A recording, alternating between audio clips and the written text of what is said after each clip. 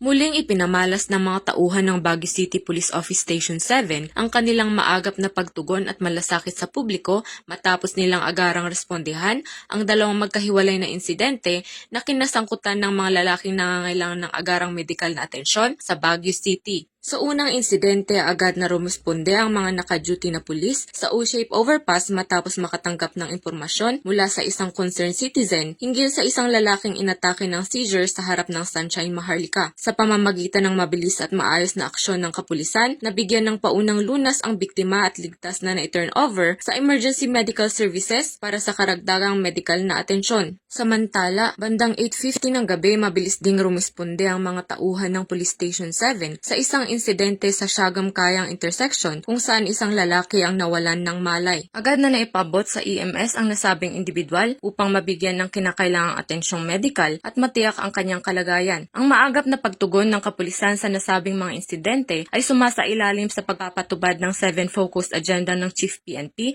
particular sa pagsusulong ng community engagement, public safety at mas pinaigting na police responsiveness upang matiyak ang kaligtasan at kapakanan ng mamamayan. Patuloy na pinatutunayan ng kapulisan ang kanilang kahandaan, dedikasyon at malasakit sa pagbibigay ng mabilis at maaasahang serbisyo para sa bawat mamamayan.